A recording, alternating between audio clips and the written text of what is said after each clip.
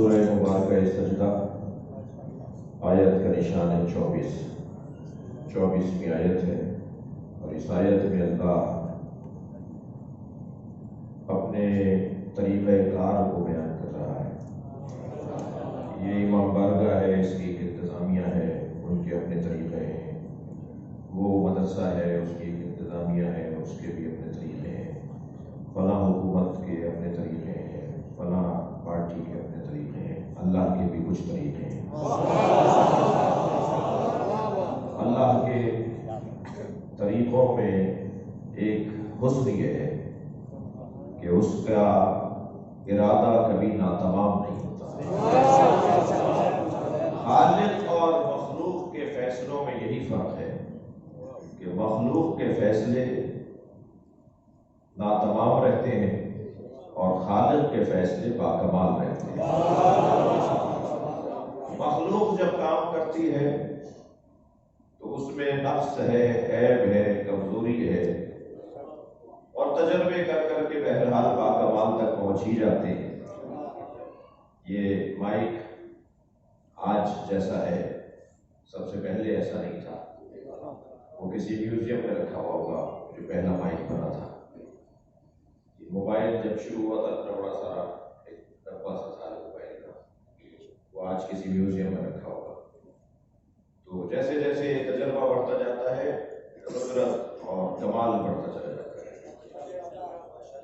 میر انیس کا جو پہلا کلام تھا اور میر انیس کا جو آخری کلام، ان دونوں کو اگر ساتھ رکھیں تو بڑا فرق محسوس ہوگا۔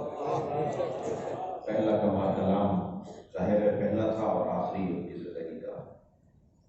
سعادتین نے جو نقاشیاں کی، جو منظر بنائے، وہ جو ان کی پہلی پینٹنگ تھی وہ اور آخری ایک جیسی نہیں ہے۔ خود میں ایک طالب علم ہوں، پہلی مجلس جو ہم نے پڑھی اور میں سر آج پڑھ رہا ہوں، اس میں مجھے خود فرق محسوس ہوتا ہے۔ اور یہی عمل آپ بھی اپنی زندگیوں پر غور کرتے چلے جائیں کہ ہم جب کمال پر پہنچتے ہیں تو تدریجاً اور تجربے کے بعد، تجربہ کر کر کے کمال تک پہنچتے ہیں، اور اللہ جب کام کرتا ہے تو پہلے ہی مرحلے پہ باکمال۔ اب یہاں ایک جملہ ہدیہ کرنے جا رہا ہوں، جو اللہ سے جڑے ہوئے لوگ ہیں وہ پہلے نمبر پہ باکمال کو مان لیتے ہیں،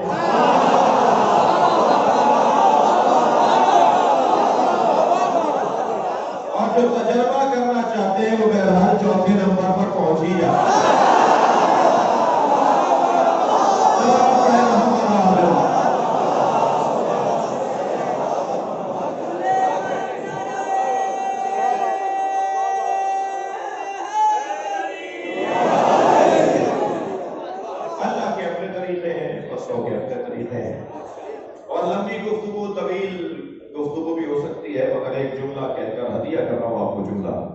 اللہ کے کاموں میں اور بندوں کے کاموں میں فرق یہ ہے کہ بندوں کے کام ابتر رہتے ہیں اور اللہ کا کام کوثر کہتا ہے۔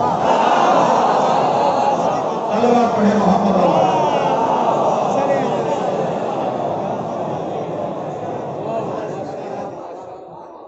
اللہ اپنے طریقہ کار کو بیان کر رہا ہے۔ دو چیزیں اس نے اپنے اوپر واجب کی ہیں اور شاید دسیوں چیزیں ہم پر واجب کی ہیں۔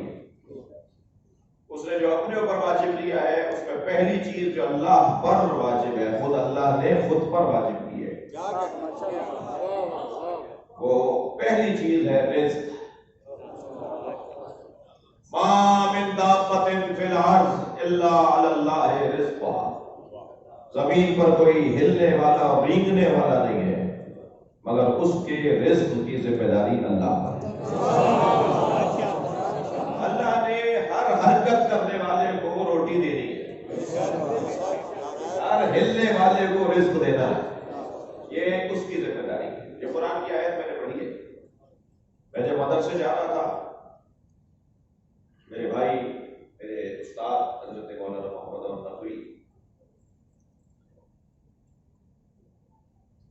انہوں نے جب میں نے پہلی مرتبہ نشر فارغ کا اشرا پڑھا اور الحمدللہ کامیاب اشرا، جو کامیابی کے ہمارے معاشرے میں معیارات ہیں، ورنہ تو کامیابی یہ سند تو وہ دیں کہ جن کی خاطر ہم پڑھ رہے ہیں.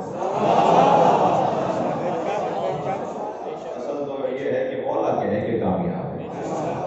مگر ہمارے جو رائج ہے کہ صاحب عوام کتنی تھی، مجمع کیسا تھا، مثلاً آپ لوگ بولتے ہیں نعرے کتنے تھے، اور صاحب داد اور ستائش اور حوصلہ افزائی کیسی ہو رہی تھی، اور آئندہ بھی بلایا یا نہیں.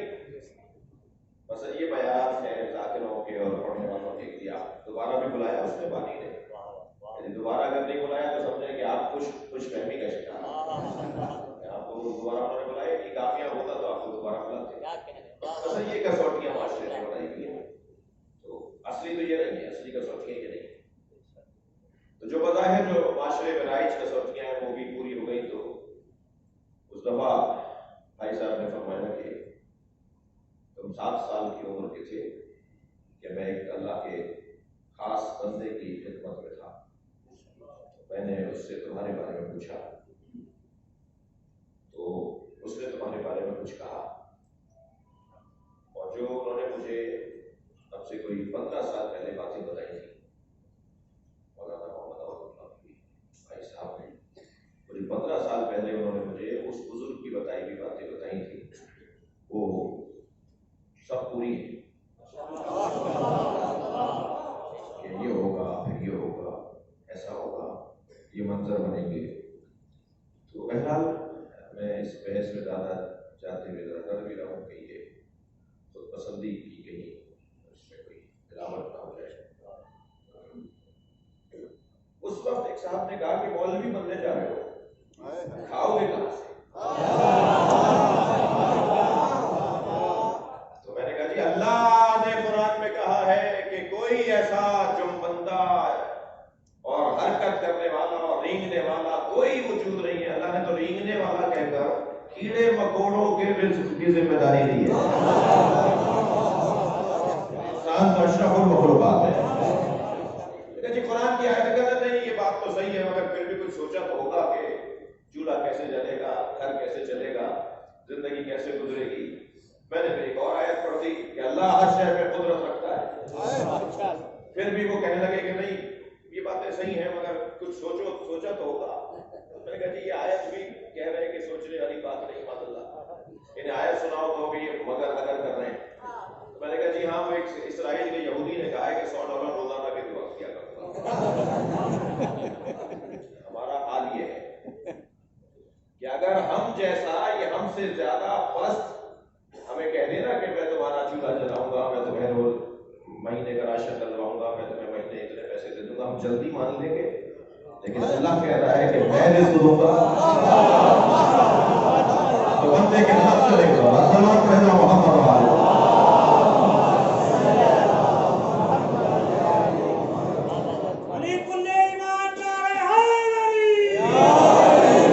ماشاء اللہ آپ کی توجہات بھرپور ہیں. اللہ نے اپنے اوپر ذمہ داری دی، کوئی زمین پر ہلنے والا نہیں ہے مگر الا اللہ رزقہ، اس کے رزق کی ذمہ داری اللہ پر ہے. اور میں اور آپ تو ویسے بھی دوہری آسائش رکھتے ہیں. جو اس دروازے پر بیٹھے لوگ ہیں نا وہ تو جتنا غرور کریں کم ہے. اس لیے کہ ہم اس دروازے پر بیٹھے ہیں جس دروازے سے اللہ کا رزق بڑھتا ہے.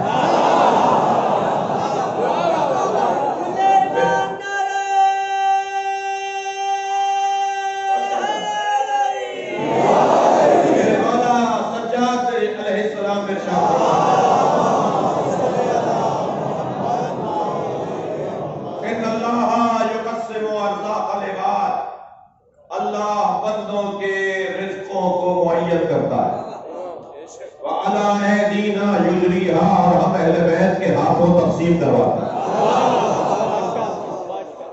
ہم تو دوہری صلاحیت رکھتے ہیں، یہ دوہری شہریت کی بات نہیں کر رہے، تو دوہری صلاحیت رکھتے ہیں کہ ہم اس دروازے پر بیٹھے ہیں کہ جس دروازے سے اللہ کا رزق بڑھتا ہے، اللہ ان کے ذریعے سے دیتا ہے. اچھا کچھ لوگ ہیں کہ جنہیں شاید اب تک الگ سے نہ اترا ہو، تو میں آپ کی بات کو اور روشن کروں. اچھا مراد آپ نہیں ہے کیونکہ یہ میرے مخبرین بیٹھے ہوئے ہیں تو یہ پوری دنیا میں مجلس پہنچا، محفل پہنچا رہے ہیں. خانے میں بیٹھا ہوا کوئی شخص آدھی بات، کیونکہ وہ بڑی سہولت میں ہے کہ کھانا بھی ساتھ چل رہا ہوتا ہے اور محفل بھی سن رہے ہوتے ہیں، اور گھر کے اندر کام بھی محترمہ کر رہی ہوتی ہے اور مجلس بھی سن رہی ہوتی ہے، اور پھر کہتی ہے انہوں نے یہ کہہ دیا جبکہ انہوں نے آدھی بات سنی ہوتی ہے۔ تو بہرحال اس کی فضیلت اس جیسی نہیں ہے، لفظ بہتر کرو، فرش پہ بیٹھنے والے کی فضیلت اور گھوم پھر کے سننے والے کی فضیلت برابر نہیں ہے۔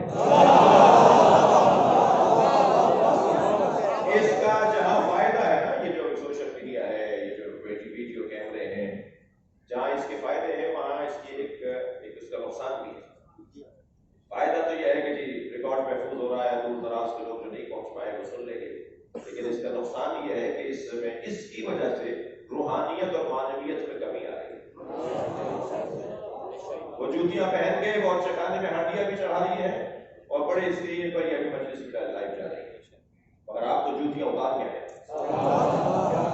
کوئی ہے جس نے جوتیاں پہنی کی؟ محفل میں جوتیاں اتار کر آئے نا، علی نے جوتیوں کا نام دنیا رکھا ہے۔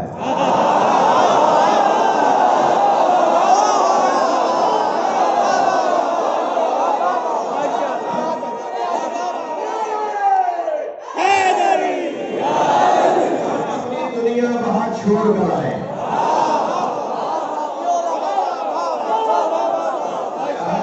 امام بارگاہ میں اور مسجد میں لڑائی کیسی جب دنیا ہی ساتھ آئی۔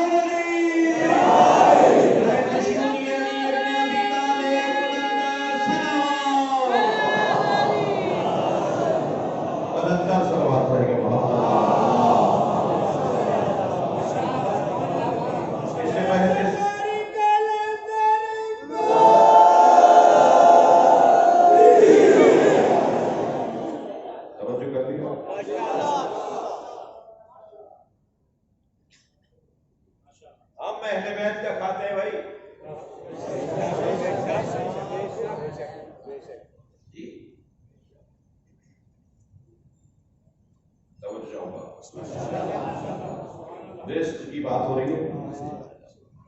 وزارت کھیل میں کھلاڑی تو 11 ہیں، 12ویں کو رکھتے ہیں ضرورت کے موقع کے۔ کھلاڑی تو میدان میں اترنے والے 11 ہیں، مگر ان 11 کی وجہ سے ہزاروں گھروں میں چولہے جل رہے ہیں۔ وزارت میں نوکریاں کرنے والے لوگ پورے مملکت کے اندر اس وزارت کے اہلکار اور مزدور اور افسران موجود ہیں جی، وزارت بنی ہے 11-12 لوگوں کے لیے، کھا رہے ہیں ہزاروں لوگ۔ تو ہم ممکن ہے نا کہ کسی کی وجہ سے کھا رہے ہو۔ مالی پھول کی وجہ سے پودے میں پانی ڈالتا ہے، پودے کی جڑ میں پانی ڈالتا ہے پھول کی وجہ سے، مگر پانی تو پتوں کو بھی پہنچتا ہے، اور اگر ناراض نہ ہو تو کہہ دوں کانٹوں کو بھی پہنچتا ہے، مگر مالک کانٹے کو پانی نہیں دے رہا، کانٹا تو تصدق میں کھا رہا ہے، توسط میں کھا رہا ہے، اصلی مطلب تو پھول ہے۔ میں بہت دیر تک یہ مثالیں دے سکتا ہوں لیکن بات پہنچی بھی ہے، اس لیے جملہ نتیجے کا دے دیتا ہوں۔ اس پوری کائنات میں اللہ رزق 14 کو دیتا ہے، باقی سب کو فیض میں کھاتا ہے۔ اور پڑھے محمد آل محمد۔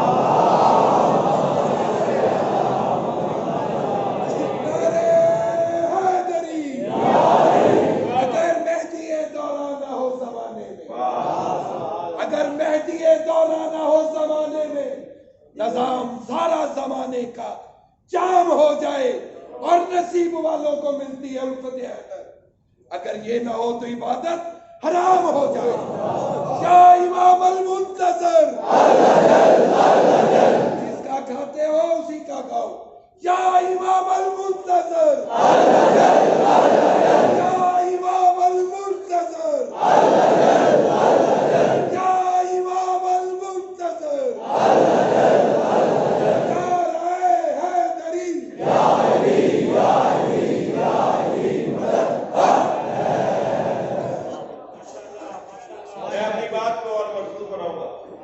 1% بھی کوئی شک میں نہ رہے. یقیناً آپ میں سے تو کوئی نہیں ہے لیکن ہو بھی سکتا ہے. تو 1% بھی شک نہ رہے. قرآن سورہ مبارکہ انفال آیت نمبر 74.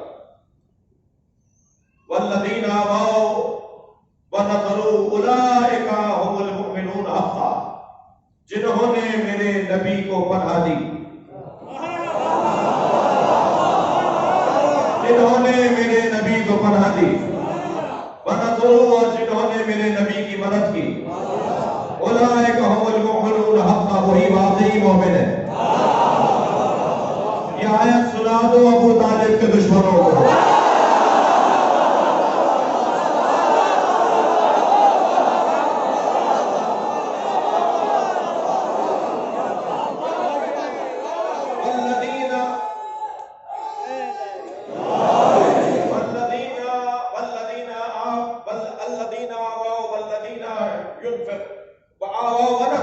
جنہوں نے میرے نبی کو پناہ دی، جنہوں نے میرے نبی کی مدد کی، اولئک هم المؤمنون حقا، وہی واقعی مومن ہے.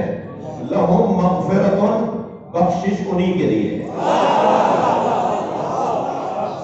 لہم مغفرۃ ورزق کریم، اور رزق بھی انہی کے لیے. اب مجھے جملہ کہنے دیجئے، اللہ ابو طالب کو رزق دیتا ہے، ہم طفیل میں کھاتے ہیں.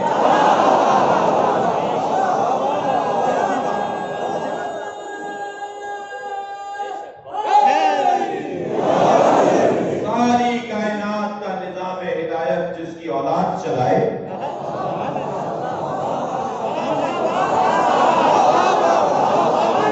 یہ ان کے جد کا کلمہ ڈھونڈتے ہیں.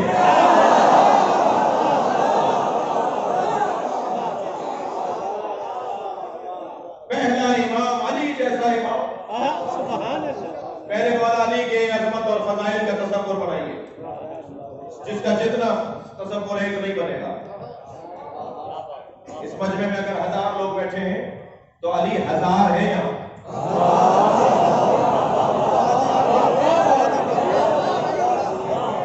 جتنے لوگ مولا پر سوچیں گے، جتنے لوگ مولا پر سوچیں گے، اتنے ہی ہیں، اتنی ہی تعداد میں علی ہے. ان کا علی علیحدہ ہے، ان کا علی علیحدہ ہے. ان کا علی علیحدہ ہے، ان کا علی علیحدہ ہے. میرا علی علیحدہ ہے، آپ کا علی علیحدہ ہے. ہر ایک کا علی اس کے دماغ کے مطابق ہے.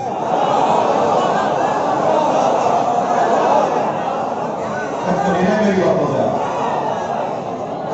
ایک کا علی اس کے دماغ کے مطابق. توجہ کر لیا. ہزاروں لاکھوں اربوں خربوں تعداد گنتی کا تو تصور ہی نہیں ہے. اتنے مولا علی کے بارے میں خیالات. اسی کو کثرت در وحدت کہا جاتا ہے. کثرت سے ایک وجود ہو جس کا وحدت یہ ہو کہ وہ ایک ذات. اچھا، جب جتنے لوگ بیٹھے ہیں اتنے ہی علی کا تصور ہے. دنیا میں جتنے لوگ مولا علی کو سوچتے ہیں اتنے ہی علی ان کے ذہنوں میں ہے. تو پھر آج بعض لوگوں کی خواہش کیوں ہے کہ سب ایک جیسا علی مانے؟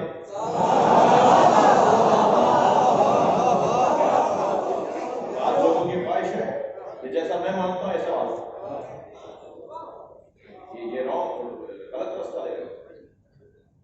میری اور آپ کی تو کوئی حیثیت ہی نہیں ہے کہ ہم اپنے آپ کو معیار اور کسوٹی بنائیں کہ جیسا میں سمجھاؤں ایسا سمجھوں. میری اور آپ کی تو کوئی حیثیت ہی نہیں ہے جب سلمان اور ابو ذر ایک جیسے نہیں تھے.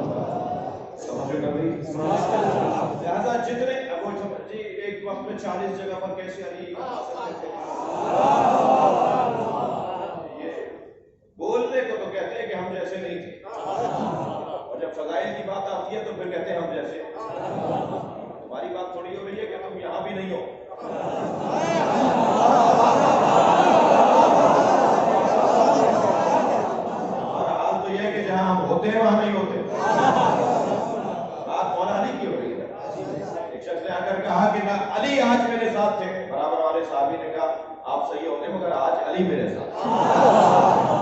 تیسرے صحابی محترم کی آواز آئی آپ دونوں کو شاید کوئی غلط فہمی ہوگی, علی آج میرے ساتھ تھے. سرکار مسکرا کے بولے آپ سب صحیح ہیں مگر علی میرے ساتھ.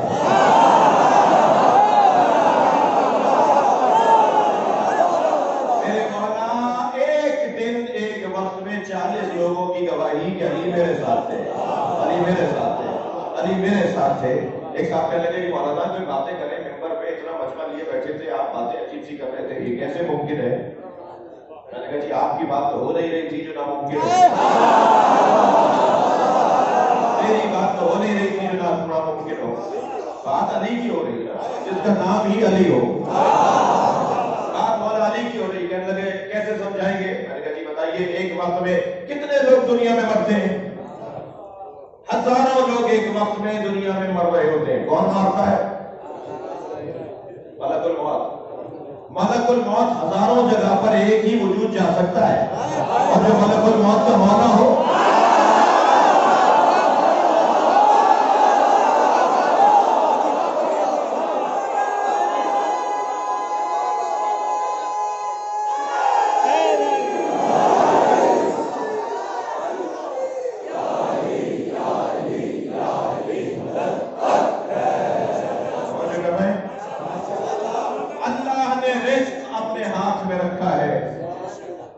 مگر وسائل ذرائع وسیلے قرار دیے, وسیلوں کے ذریعے سے وہ تقسیم کرتا ہے.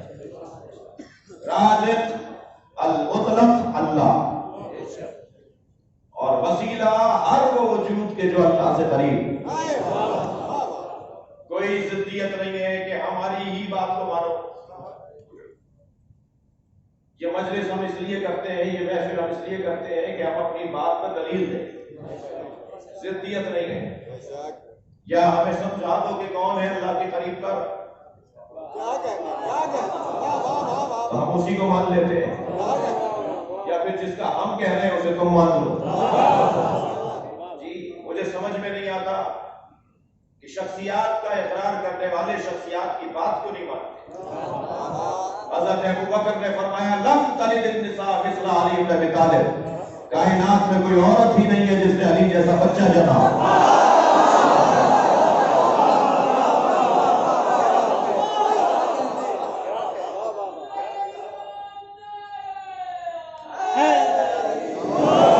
امام اعظم ابو حنیفہ مولا کے لیے جو فرمائے, حضرت امام مالک نے جو مولا کے لیے فرمایا, حضرت امام شافعی تو وہ کہہ گئے جو کوئی شیعہ بھی کیا کہے گا. کیا کچھ نہیں کہہ دیا ان بڑوں نے, ان بزرگوں نے. لہذا طے ہے کہ علی علی ہے. اللہ نے رزق اپنے اوپر لیا. میں تمہید سے گزر رہا ہوں. ایک واجب اپنے اوپر قرار دیا اس نے, اللہ نے اپنے اوپر واجب قرار دیا کہ رزق دینا میرا کام. دوسرا واجب جو اللہ نے اپنے اوپر قرار دیا, خود کو اس کا ذمہ دار قرار دیا, وہ ہے انا علینا للہدی, ہدایت دینا میرا کام. سسٹم نظام ہدایت کا میرا ہے, ہدایت دینا میرا کام ہے. اب اللہ جب ہدایت دینے کی ذمہ داری رکھتا ہے تو جسے بھی آپ ہادی کہتے ہیں وہ اللہ ہی سے جڑا ہوا ہو. اس کی زندگی میں کبھی بال برابر شرک نہ ہو, اس کی زندگی میں کبھی گمراہی کا دور نہ آیا ہو. لہذا نبیوں کو بھی اللہ نبی بناتا ہے, رسول بھی اللہ بناتا ہے, اولو العزم بھی اللہ قرار دیتا ہے, امام بھی اللہ بناتا ہے, حجت خدا بھی اللہ بناتا ہے. جتنے بھی مناصب الہیہ ہیں وہ سب اللہ طے کرتا ہے. اس کی ذمہ داری ہے کہ وہ ہدایت دے. ہدایت دینا اس کا کام ہے. اب ہدایت کی دو قسمیں ہیں, ہدایت تکوینی اور ہدایت تشریعی. ہمارا یہ دودھ پیتا بچہ بھوک لگنے پہ روئے اور اس کے رونے پہ ماں کی توجہ ہے ہو کہ بھوکا ہے, یہ جو رو رہا ہے یہ ہدایت تکوینی ہے. مچھلی کا بچہ ماں میلوں کا سفر طے کر کے سمندر کے اندر انڈے چھوڑ کر آئے اور واپس اپنے وطن آ جائے چھوڑ کر کے, بچے انہی رستوں سے ہوتے ہوئے ماں کے بطن میں آ جائیں. یہ ہدایت تکوینی. مرغی بزدل پرندہ ہے، مرغی کنجوس پرندہ ہے. ایک دانہ مل جائے تو اپنی جنس والوں کو کھلاتی نہیں ہے، کہیں کونے میں جا کر سب اس کے پیچھے پیچھے بھاگ رہی ہوتی ہیں اور وہ اکیلا کھانا چاہتی ہے. کنجوس ہے، بزدل ہے. ذرا آپ اشارہ کیجئے ڈرے گی، بھاگے گی. لیکن جیسے ہی انڈوں سے بچے نکلے مزاج بدل گیا. اب یہ بجا بجا کر دانا پہلے انہیں کھلاتی ہے، آواز نکالے گی، آوازیں بنائے گی کہ اور کھانا کچھ مل گیا ہے. کچھ دیر پہلے تک جو کنجوس تھی وہ کچھ دیر کے بعد سخی ہو گئی. پہلے ہی آپ کے اشارے سے ڈر جاتی تھی، اب یہ کتے بلی سے لڑ جاتی ہے، انسانوں سے، چیل باتوں سے لڑ جاتی ہے، انسان سے لڑ جاتی ہے. جو کچھ دیر پہلے تک بزدل تھی وہ شجاع ہو گئی. یہ مزاج کس نے بدلا؟ کم سے کم یہ تو طے ہو گیا کہ محبت ہو جائے تو مزاج بدل جاتا ہے.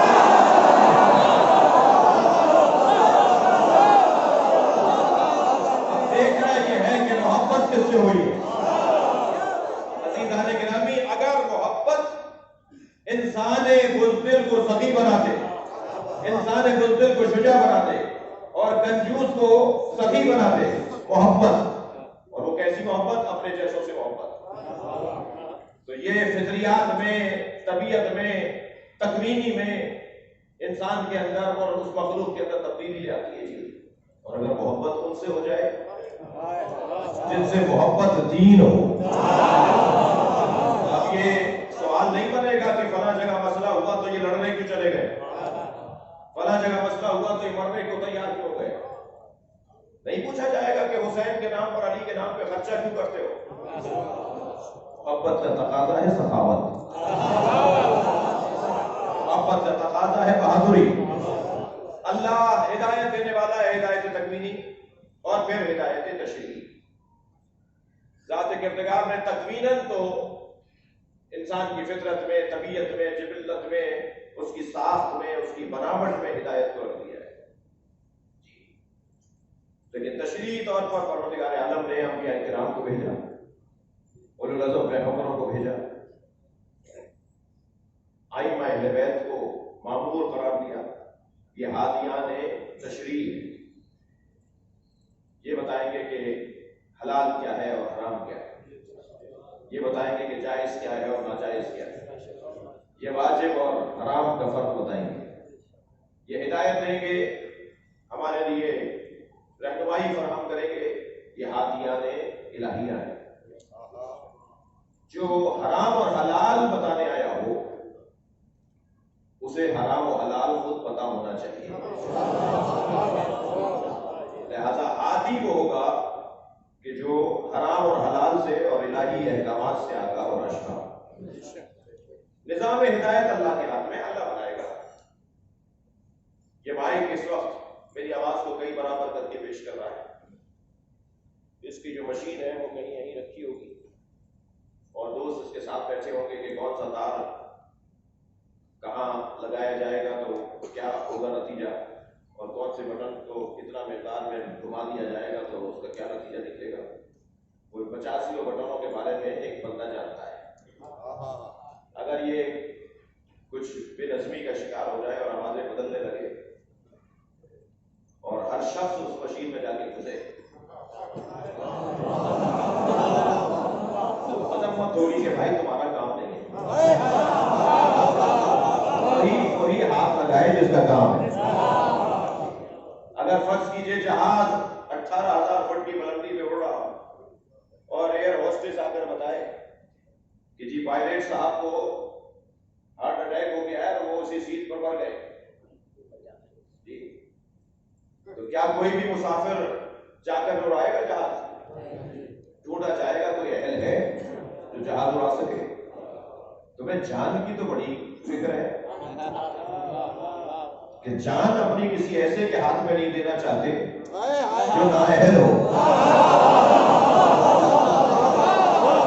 اب اس بات پر ماتم کیا جائے یا نہیں کہ تم نے اپنا ایمان کس کے حوالے کر دیا؟ صلوات پڑھے محمد و آل محمد۔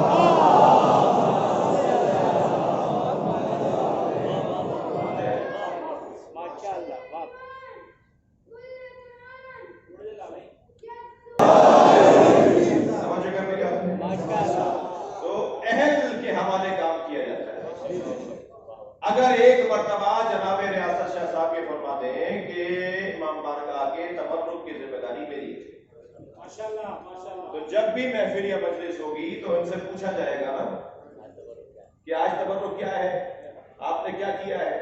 اور اگر انہیں بتائے بغیر کوئی صاحب خود سے کچھ کر بیٹھے تو انہیں کچھ نہیں کہا جائے گا، اسے کہا جائے گا کہ تم نے خلل ڈالا ہے۔ بھائی ایک مرتبہ اگر کہہ دیا کہ میرا کام ہے، اس کام میں کوئی اور دخالت دے تو اس کی مذمت اللہ نے قرآن میں 15 جگہ کہا ہے کہ ہادی میں بناؤں گا، امام میں بناؤں گا، خلیفہ میں بناؤں گا۔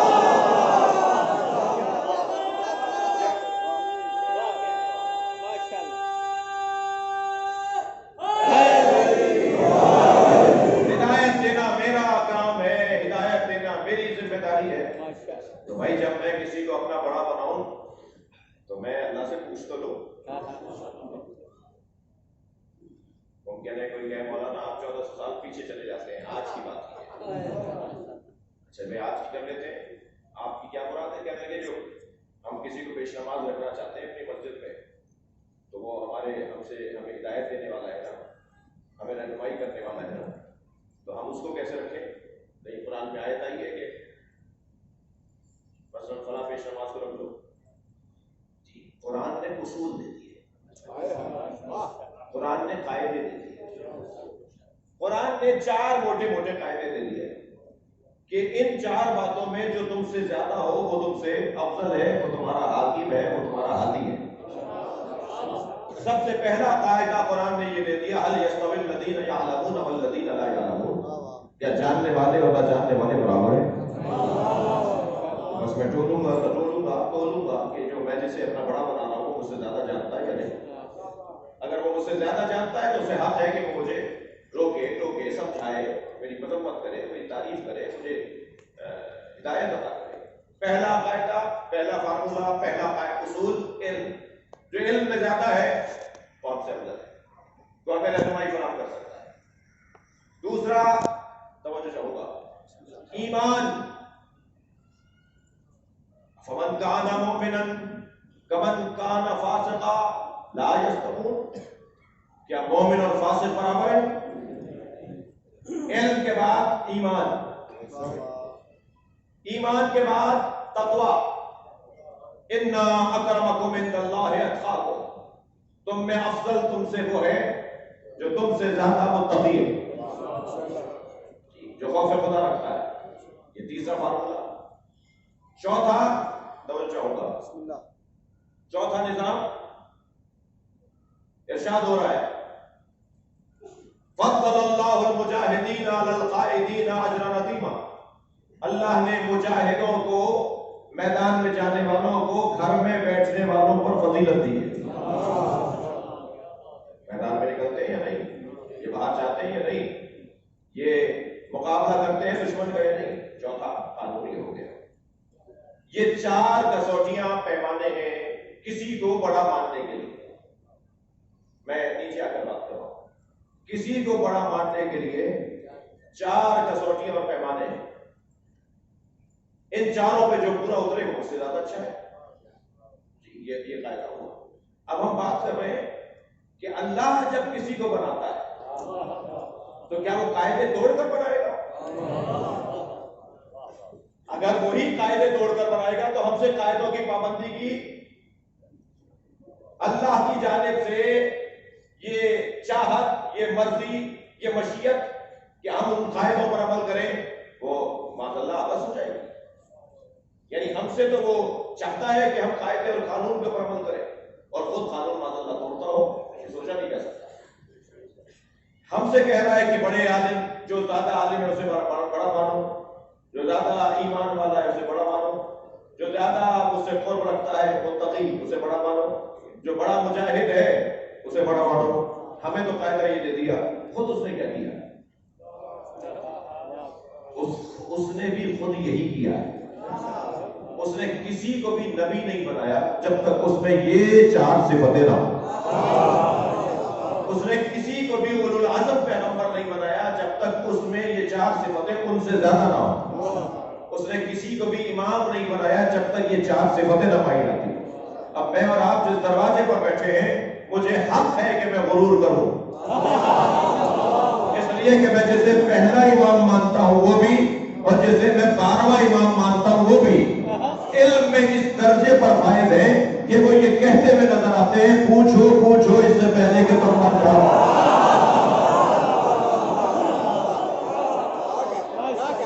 علم میں وہ اس درجے پر فائز ہے کہ کوئی ایسا عنوان علم نہیں ہے جس کا اہل بیت کو پتہ نہ. ایمان کی کیفیت کیا ہے بھائی؟ میں اور آپ اگر 4000 سال کی عمر پا کر آئیں نا تو مومن ہی رہیں گے. اگر جسے میں اور آپ اپنا امام مانتے ہیں وہ مومن نہیں ہے، کل ایمان ہے، مجسم ایمان، ایک چلتا پھرتا ایمان. ایمان کی کیفیت ہے. اور تقویٰ کی بات بتاؤں، تقویٰ کا عالم یہ ہے کہ جو یہ بتائے کہ کیا کرو گے کہ متقی ہو جاؤ. جو نصاب تقویٰ مرتب کرے اسے علی کہا جاتا ہے. اور جہاد کا عالم بتاؤں، والعادیات ضبحا، قسم ہے گھوڑوں کی ٹانپوں سے اڑنے والی چنگاریوں، قسم ہے گھوڑے کی ناک سے نکلنے والی سانس کی سائیں سائیں آواز کی، جو اس کی نتھنوں سے اس کی ناک سے آواز نکلتی ہے سانس لینے کی، اللہ اس کی قسم کھا رہا ہے. یہ کون سا گھوڑا ہے؟ بگیوں میں بہت سارے گھوڑے ہم نے شہر میں لگے دیکھے. کیا اللہ اس گھوڑے کی قسم کھا رہا ہے جو فیصل آباد کے روڈ پہ دوڑ رہا ہے؟ کون سا گھوڑا ہے جس کی قسم اللہ کھا رہا ہے؟ تو فوراً مفسرین نے لکھا کہ یہ وہ گھوڑا ہے جس میں مجاہد بیٹھ کر میدان جہاد میں جاتا ہے.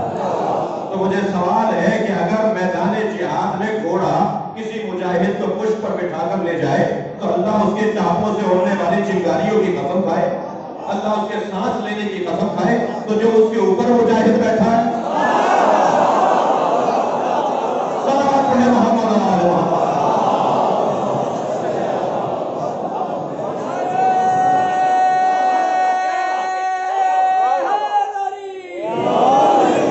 اس مجاہد کا مقام کیا ہوگا؟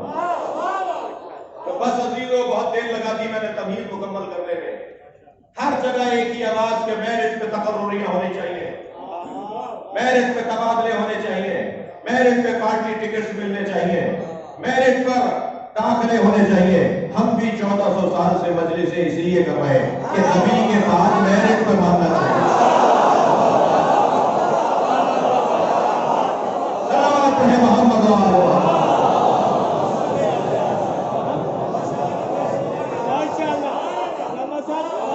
میرٹ پر اترنے والے لوگ ہیں، صلوات اور پڑھیں گے نبی اور آل نبی.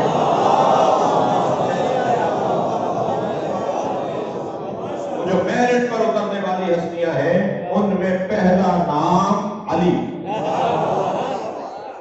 ان میں دوسرا نام حسن مجتبیٰ، ان میں تیسرا نام حسین شہید کربلا، ان میں چوتھا نام امام علی زین العابدین، پانچواں نام امام محمد باقر، چھٹا نام امام جعفر صادق، ساتواں نام امام موسیٰ کاظم. اور جب 7ویں امام پر پہنچ کر شیعوں میں رکھنا پڑا، بچوں کو جواب دے رہا ہوں کہ خاص زیارت کیوں پڑھتے ہو امام رضا کی؟ نبی کو سلام کر لیا، امام حسین کو سلام کر لیا، پھر ہم ایک مرتبہ امام حسین کے فوراً بعد امام رضا تو نہیں ہے نا؟ ائمہ میں امام حسین کے فوراً بعد تو امام رضا نہیں ہے، مگر امام حسن کو سلام نہیں کیا آپ نے، امام باقر کو سلام نہیں کیا، امام صادق کو سلام نہیں کیا، گردن آپ نے موڑی مشرق کی طرف اور آپ نے امام رضا کو سلام کیا. کیوں یہ خاص سلام کیوں، خاص یادآوری کیوں؟ اس لیے کہ وہ دور وہ تھا کہ جب رکھنا پڑا اہل بیت کے چاہنے والوں کے درمیان. جملہ میں آسانی کے ساتھ بچوں کے لیے کہہ دوں، اگر امام رضا کی امامت نہ ہو تو لوگ 12 امامی نہ ہو۔ یہ 12 امامی نظریہ جو نبی دے کر گئے کہ میرے بعد میرے 12 جانشین ہیں، وہ امام رضا کی وجہ سے۔ امام نے نظام اثنا عشریہ نظام ہدایت اثنا عشریہ کو امام رضا نے محفوظ کیا۔ امام کا دور وہ دور تھا کہ جس میں اگر امام یہ ہجرت نہ فرماتے خراسان جانے کی، امام صلح اس معنی میں کہ جسے ولی عہدی کی قبولیت کہا جاتا ہے وہ نہ کرتے تو نظام ہدایت اثنا عشریہ کا تحفظ نہ ہوتا۔ امام نے اس نظام اثنا عشریہ کو بچایا۔ قابلیت، فضیلت ان چاروں عنوانوں میں ایسی ہی ہے کہ جیسے بابا دادا علی کی۔ علم کا عالم یہ ہے کہ روزانہ مجلس درس امام رضا کا سجدہ ہے۔ مجمع میں مسیحی بیٹھتے ہیں، یہودی بھی آتے ہیں، ملحد بھی آتے ہیں، مرجعہ بھی آتے ہیں، جی اشاعرہ بھی آتے ہیں، معتزلہ بھی آتے ہیں، سنی بھی آتے ہیں، چاہنے والے بھی آتے ہیں، اور ہر ایک کے لیے دروازہ کھلا ہے کہ سلونی سوال کرو، بات کرو، اور بات کرنے والے اپنے اپنے دماغ کے مطابق بات کرتے ہیں۔ ایک دن دہریوں کا دن تھا کہ آج دہری یہ بات کریں جو مادہ پرست ہے، جو اللہ کو نہیں مانتے، وجود الہ کو نہیں مانتے۔ ایک دن ان کا دن تھا، سوالات کرنے آئے، امام نے فرمایا پوچھو کیا پوچھنا چاہتے ہیں؟ کہ آپ کا عقیدہ یہ ہے کہ آپ کا اللہ ہر شے میں قدرت رکھتا ہے؟ حضرت نے فرمایا لا ریب ان اللہ علی کل شیء قدیر۔ جیب میں سے مرغی کا انڈا نکال کر آگے بڑھا اور امام کی طرف بڑھا کے گیا، اس انڈے میں دنیا کو ڈال سکتا ہے؟ امام نے اس کے چہرے کو دیکھ کے فرمایا تو کام کیا کرتا ہے؟ تھوڑی سی بات کرنا چاہ رہے ہیں تاکہ دماغ کا معیار معلوم ہو جائے۔ امام نے فرمایا تو کام کیا کرتا ہے؟ کہنے لگا پڑھائی ہوں، نجار، کھاتی، کارپینٹر۔ امام کے ہاتھ میں عصائے رسول تھا، سرکار دو جہاں کا صاحب۔ امام نے آگے بڑھا کر کہا اس سے تخت بنا دے۔ کہنے لگا یہ تخت نہیں بن سکتا۔ حضرت نے فرمایا تجھے بنانا نہیں آتا؟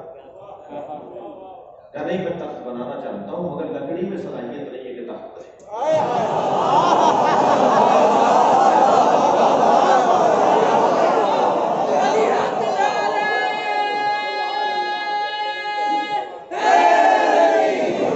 امام نے فرمایا یہی تیرا جواب ہے، اللہ ہر شے پر قدرت رکھتا ہے مگر انڈے میں صلاحیت نہیں ہے کہ دنیا کو اپنے اندر لے۔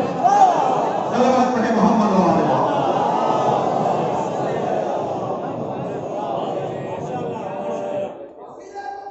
ملحدوں سے، مشرکوں سے،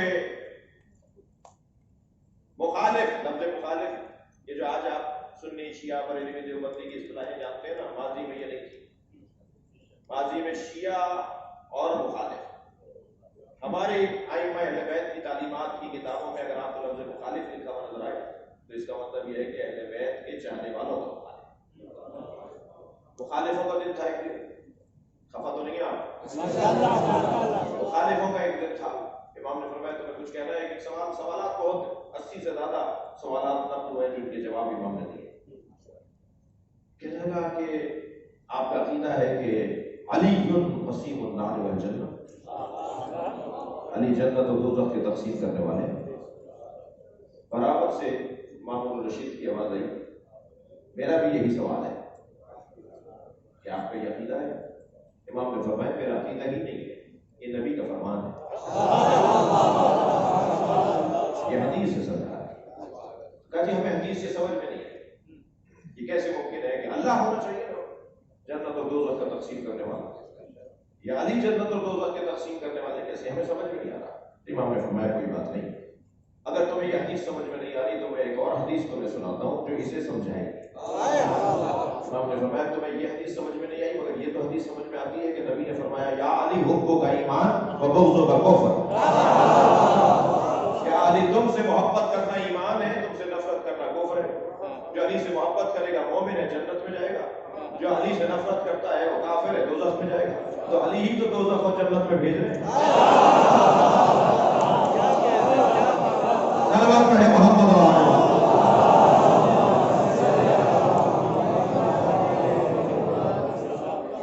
महफिल बर्खास्त हो गई।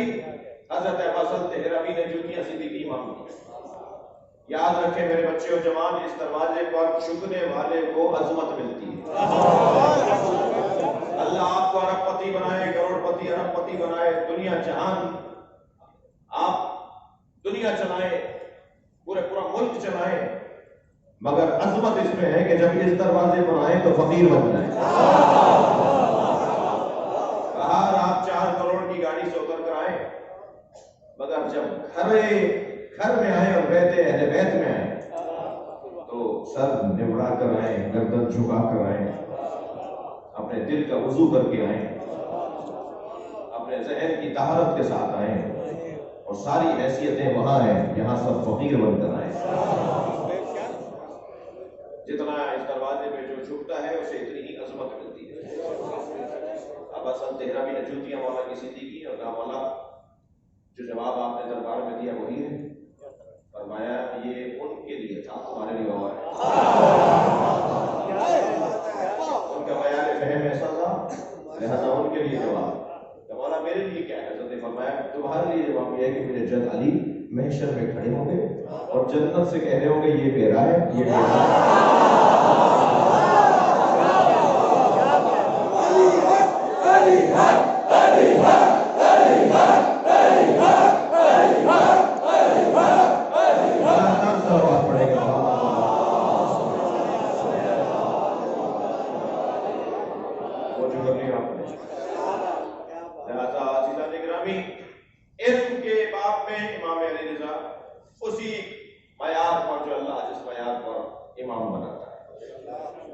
ईमान का अंदाज, ईमान का उन्वान, जिसका लक़ब ही रिज़ा,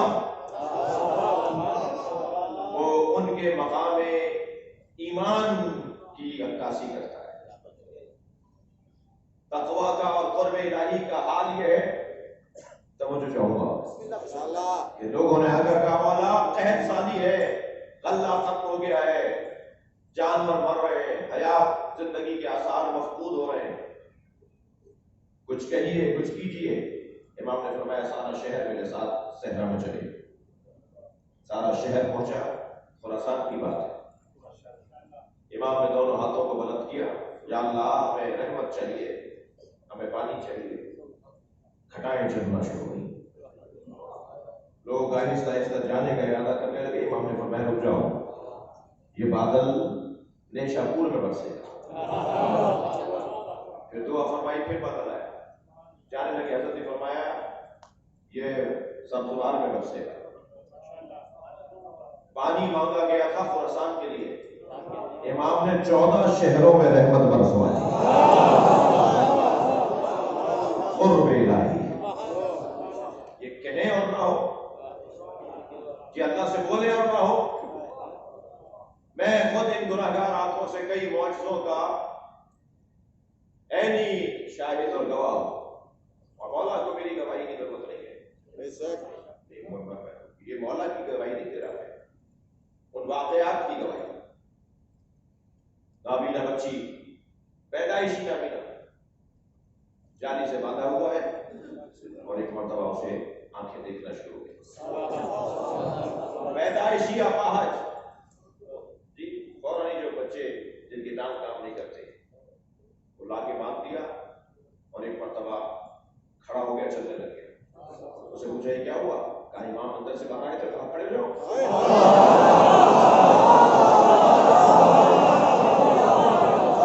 इमाम के कहने पे मैं खड़ा हो गया,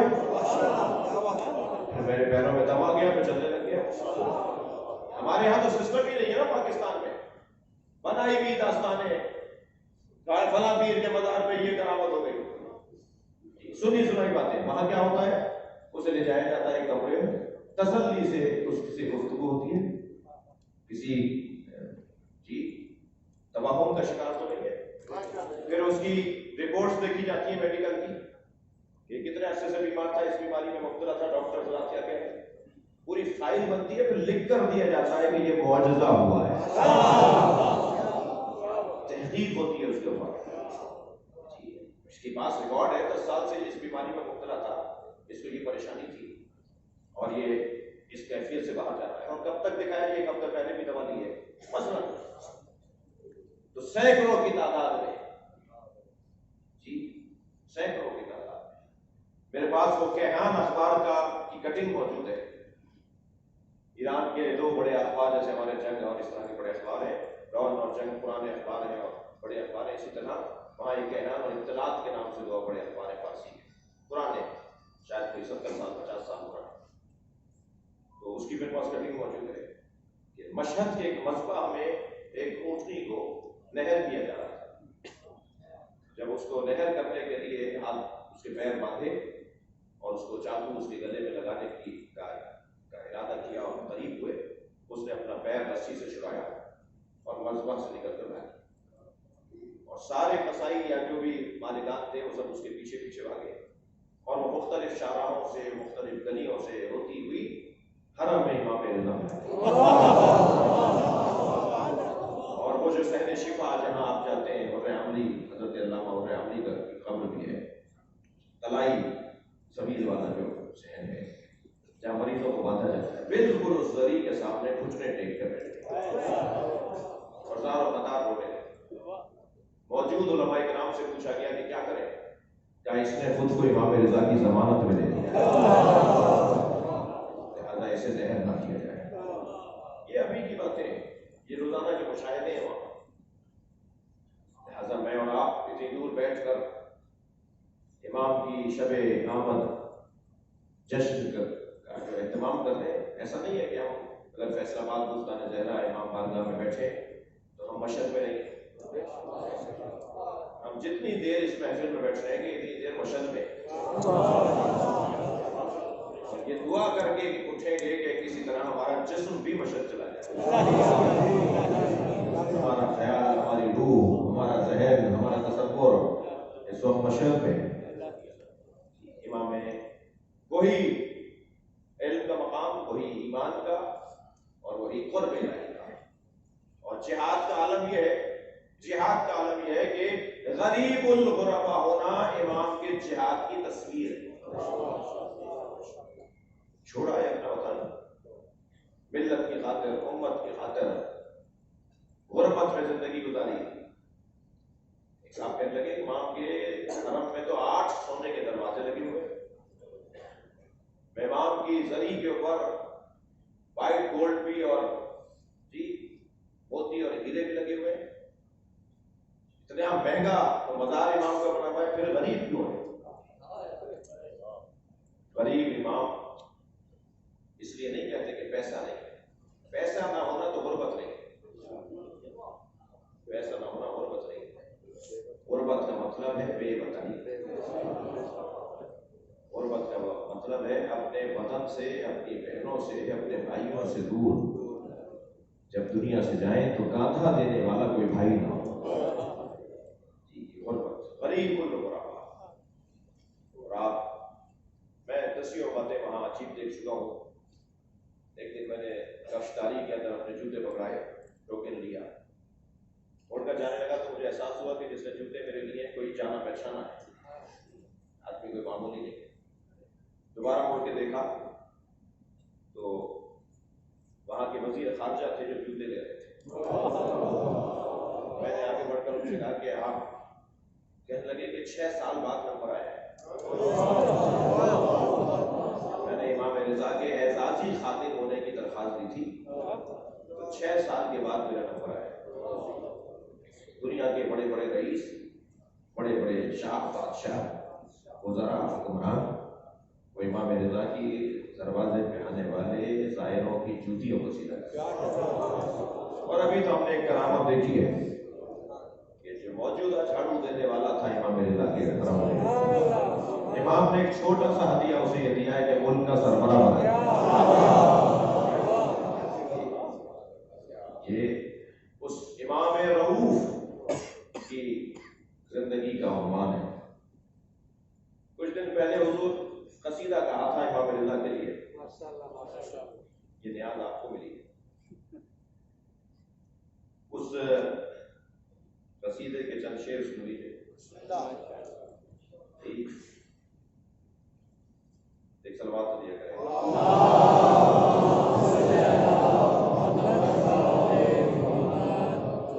سناؤ قصیدہ؟ تھوڑا بہت کبھی کبھی کتب بندی کر دیتا ہوں تو۔ میرے امام امام رضا کی محفل ہے، ایسا ہی ہے نا یہ؟ میرے امام امام رضا کی محفل ہے کہ ان کا ذکر میری زندگی کا حاصل ہے۔ میرے امام امام رضا کی محفل ہے کہ ان کا ذکر میری زندگی کا حاصل ہے۔ کرے گی خلد بنی کیا مقابلہ اس کا،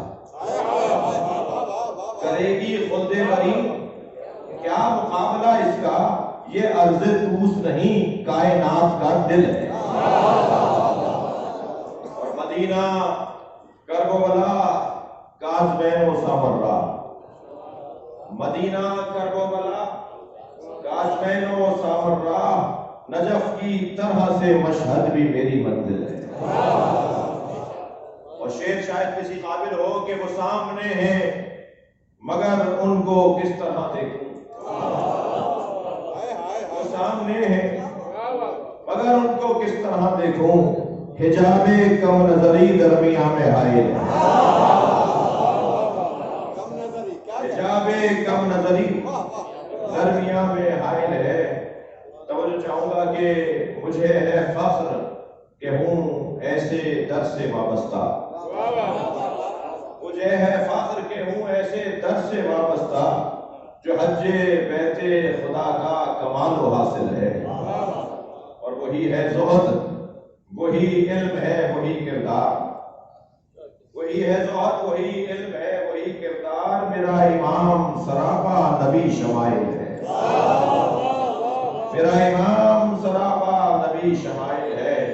اور جو بندگی کی ہے ایک شرط اولی آسی، جو بندگی کی ہے ایک شرط اولی آسی، وہی خلوص میری منقبت میں شامل ہے۔